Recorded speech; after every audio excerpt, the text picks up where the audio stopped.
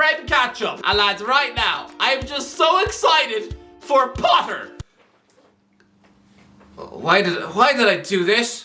I still have to go to the shop to buy milk. Right, let's go. Chelsea 0, Southampton 1. Right now, Graham Potter is viewed as a managerial donut. Right now, Chelsea fans are screaming until their lungs turn blue, trying to make sense of just why their managerial star boy is showing the tactical nous of a melted Easter egg. But there was one brave soul, a grubby little Irish man who stood up against the evils of Potterball long before it was cool. Sure, he might look like someone who probably eats Weetabix with a fork. Yes, he probably can't locate Norway on a map, and overall has the intelligence of alphabet soup. But this is a man who bravely stood up against the hypnotizing Potter hype for years, and especially when he got the Chelsea job. And this was the response. This man's hate for Graham Potter is honestly impressive. Graham Potter lives rent-free in Irish guy's head. If his name was Potterino, you'd be singing his praises. This guy has an agenda against Potter, Lamau. Why does the Irish guy have such a vendetta against Graham Potter? Did he run over his cat with a tractor? Irish guy has no idea what he's talking about. It's almost impressive. Your commitment to this agenda is insane. Graham Potter is a phenomenal manager. Give him time. Irish guy is Graham Potter's #1 hater. You're crazily against Potter. He's a great manager. You're going off the past, not the present. Deluded take. Still don't get why Irish guy hates Graham Potter. If Graham Potter was called Graham Oig he would love him enough says. Let's be honest, you're being ridiculous. You have no idea about football. Your predictions are trash. Potter's gonna be Chelsea's first long-term manager. He's world class and better than Tuchel. If he was Irish, you'd be saying he's a messiah. Stop the silliness. Stop the silliness. No, I'm sorry. Stopping the silliness would have been if Chris Hamill had not put up this tweet. Stop the silliness. Lads, I'm sorry, but I held my tongue. Back in September, I gripped it with all the strength of a mouse on steroids. I held it. I listened to the backlash. I felt the weight of Potter love slapping me in the face. I mean, a bit like if I dared to tell the internet that I always interpreted Hermione as being Chinese. Oh, I'd have angry Potter fans threatening to stab my cat in the eye. Lads, the English media has always pushed the Potter agenda. I've always seen him as just being Gareth Southgate. If Gareth Southgate spent 7 years living in the Swedish hills, just eating barbecued mice for tea. I mean, Swansea City have a lot to answer for. They've always produced a long line of hyped up coaches who play pretty stuff. Roberto Martinez, Brendan Rodgers, Michael Laudrup, all three are better than Potter because those three have actually won things. Potter is a guy who used to be employed by the universities in Hull and Leeds. He was technical director for the Ghana women team. He was only headhunted for the job in the 4th tier of Swedish football because his mate Graham Jones got him the gig. You do not go from job interviews for the university teams to then 4th division Swedish teams to struggling championship teams to relegation battling Premier League teams to Chelsea.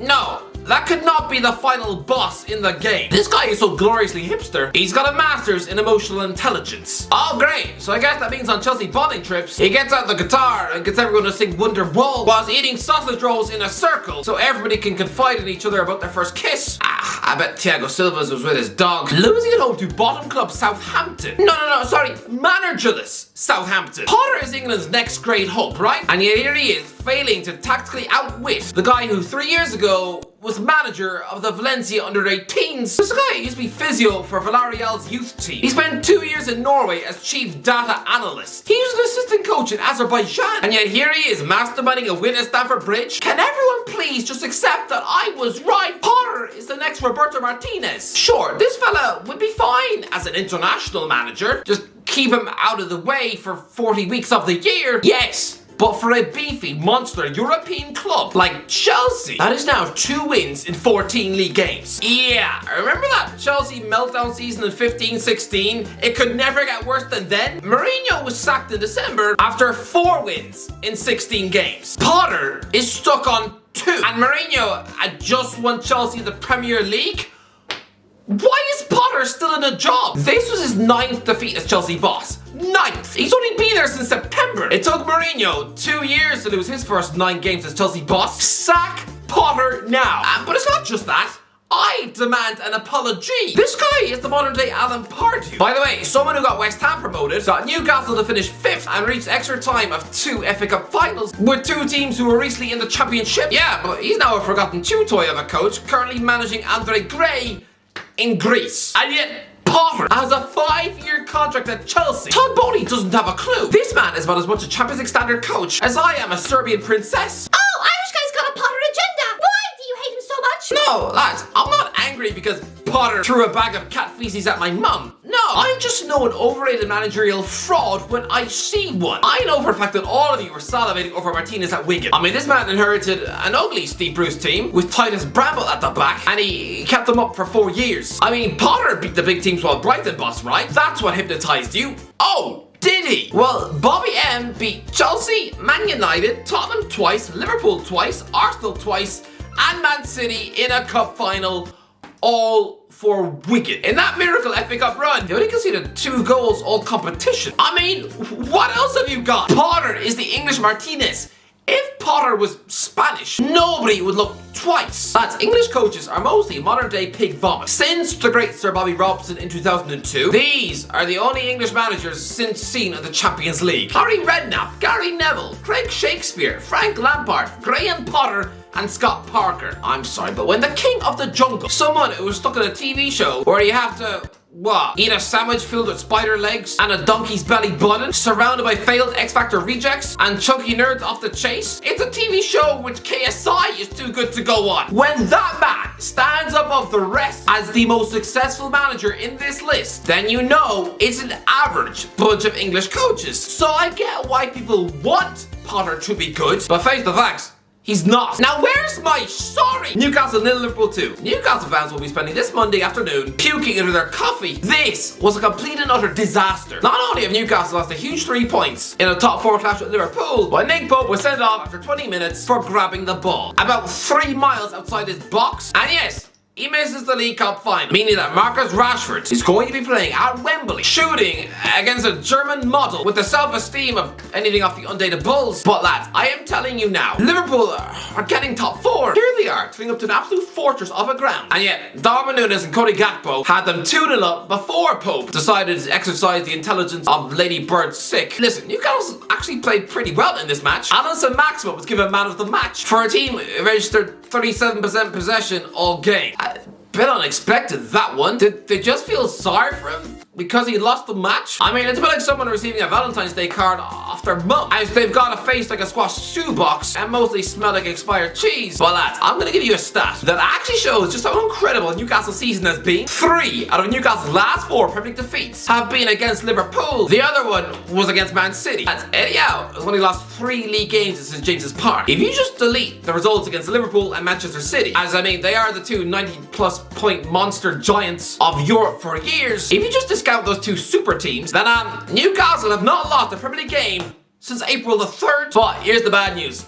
Newcastle don't win games anymore. Look at their form sheets. Look at all those draws. There's more yellow there than the goddamn Simpsons movie. That is one squeaky last minute win where Fulham missed a penalty. That is one lucky win in 7 league games. 5 points from an available 21, which is identical to the form they began the season with, where they also failed to beat Crystal Palace, Bournemouth and Liverpool. Up next is a trip to the Etihad. I'm sorry, but Liverpool are finishing 4th. The Geordies can forget about September trips to the Bernabeu or home games with Bayern Munich. No, I'm sorry, there's more chance of me managing to impregnate my couch. I'm sorry lads, but this won't even be a shock ending. This isn't like me predicting an M. Night Shyamalan twist. This is just so obvious to me that Liverpool are getting back into the Champions League. In the same way it was obvious to me that Liam Neeson was always going to get his daughter back. What? The only thing in the final scene of Taken would have been him finding her head on a stick? No, it was like a grown-up Disney film. And I'm sorry, Newcastle fans, but come the final week of May, I think the Geordies are going to be crying under their steak and kidney pie. Nottingham Forest 1, Man City 1. Man City are hilarious. They did the hard work, turning up the Emirates and smashing them 3-1 midweek. Surely the title pendulum had now swung towards City. And yet somehow, after this weekend, we're in a position where if Arsenal win their game in hand, they'll be back to 5 points clear. I'm sorry, but City, your team was stuck 6th past Nottingham Forest earlier this season. I don't care that you weren't going to be up against a 4-time Champions League winner in net. Although, I'm sorry, how odd is it to see Keylor Navas at the City ground? It's a bit like seeing Angelina Jolie buying broccoli in Asda, or seeing the King of England hanging out of some 2-star strip club in Stoke. But I don't care. That is no excuse. City had huge chances. Erling Haaland probably is a soft spot for this club, but still, Erling Haaland showing mercy for his dad's former team is about as clever as pouring shampoo up your nose. No. This is the Premier League, Erling. This man should be prepared to shove his grandma in a skip to get his hands on a Premier League crown. This was unbelievably sloppy work from Manchester City. And Guardiola is a Christ disciple, an absolute perfectionist. He's not supposed to do sloppy. City had 73% possession, 23 shots. Forest had 1 shot on target,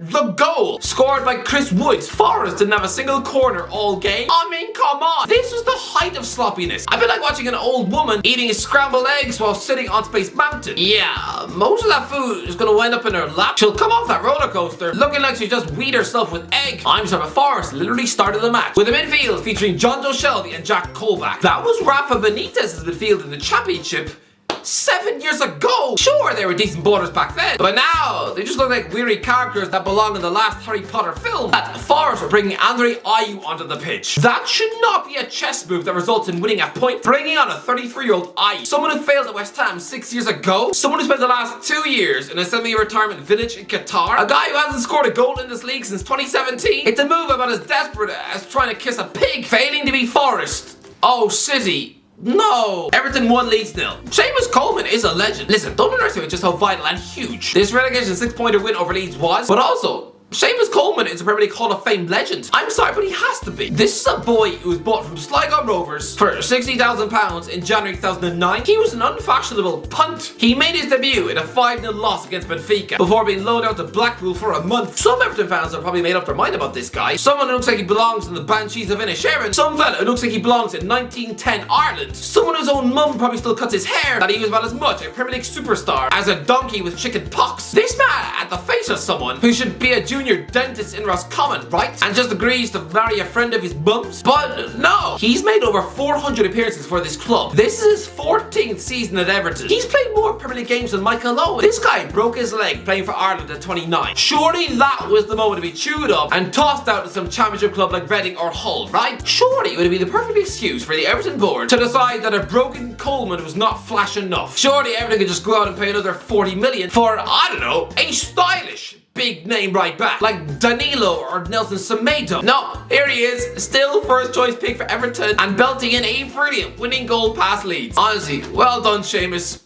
Premier League hero. Aston Villa 2, Arsenal 1. An incredible match. I was convinced Arsenal would drop points at Villa Park. It was such a February thing for them to do, and lads, oh, they came close. Oh boy, did they come close. They fell behind twice in one match, and in the 89th minute, they nearly conceded a winning goal to teenage John Durant, who's fresh off the plane from the MLS. Imagine if this cheese crumpet from Chicago Fire actually bent it in around Aaron Ramsdale. Arsenal would have lost 3-2 and would be in absolute chaos. But no, they went down the other end of the pitch. Jorginho smacks the crossbar from 25 yards. If Emi Martinez, you know, a world champion and ex-gunner, if he hadn't chosen to dive and was instead flat-footed, this would have been a 2-2 draw and dropped points. But now, by jumping and diving like an excited Bugs Bunny, the ball rebounds and goes in off his head. And then he eagerly rushes up the pitch for a corner kick to try and save the day. No, all that does is for Arsenal to counter-attack and Gabriel Martinelli taps into an empty net. But honestly, Arsenal, you were lucky boys. Wolves 0, Bournemouth 1. Lads, 2 days ago, I did a video predicting the worst thing that would happen to every Premier League club this season. I said Bournemouth would be relegated in April with just 20 points. Less than 24 hours after I published that video, and Bournemouth have 21 points. And I once again look like I've got vanilla ice cream suffocating my brain. In that same video, I also said Wolves would be the massive form team outside the top 6, and they would claw 50 points to finish above Chelsea, but just miss out on Europe. But instead, Gary O'Neill, a managerial intern, this guy's got such little experience. He probably belongs in the cast of American Pie. He has somehow managed to tactically outwit the former boss of Real Madrid and Spain. How does this make any sense? Julian Lopetegui is supposed to be managerial royalty. This man was coaching the Real Madrid B team when O'Neill was just some 25-year-old soft puppet on the Middlesbrough wing. But now, Marcus Tavernier scores the winning goal, meaning that Wolves are still in the relegation mix. Oh, well done, Julian. I hope he feels about as embarrassed as if Mike Tyson was knocked out by a dwarf on the bus. Brighton 0, Fulham 1. Oh, wow. How angry must Roberto De Zerbi be this Monday? Brighton in a 65% position against Fulham. They had 21 shots to 5, and they still lost? This was a battle between the current, mysterious, highly rated coach Roberto De Zerbi and Marco Silva, who's exactly that at Hull and Watford. But yeah, smash and grab win. Manor Solomon banging in a late winner. A fella who De Zerbi literally had at Shakhtar Donetsk last year. Yeah, painful this for RDC. Man United 3, Leicester 0. Man United are good. Erik ten Hag has moulded a quality team on the pitch, but lads, look at how many times Marcus Rashford's name has appeared on the goal scoring charts. What has happened? This is a man who last season looked like a burnt out cheesecake. And I remind you all, he scored 4 league goals last season. 4. Since his missed penalty in the final of Euro 2020, just weeks after he lost the Europa League final to Villarreal, he looked like he was playing every match with 3 imaginary bowling balls tied to his feet. Honestly, his performances were so wretched. He looked like he was destined to join West Ham. But honestly, Rashford, he's having an amazing season. Now, if I was a child, I'd be proud to accept a free lunch from him. Because honestly, last season, when Rashford was sticking up the place on Match of the Day, I probably wouldn't have been asking him for a free burger from his pocket. Tottenham 2, West Ham 0. Yep, good win for Tottenham this. Emerson Royale and Son Heung-min burying West Ham, who are back to being 18th in the Premier League. You know, the team who apparently have a £100 million superstar in midfield. I hate to see it, but we are witnessing the long, drawn-out and painful sacking of David Moyes. He's going to be gone within 2 months, I know he is. The club are going to think they have an outside chance of getting Mauricio Pochettino. He'll then say no, he'll almost spill out his coffee on the phone, and instead, you're just going to be stuck with Kevin Nolan in charge. He'll probably be up until 4 AM every night, begging his old mate Big Sam for advice on the phone. Brentford 1, Crystal Palace 1. I didn't watch. Anyways, what do you think? Let me know in the comments. Let me know what you think of the Premier League week. Let me know if you enjoyed the video. Don't forget to like, subscribe as always. I'll talk to you in a while.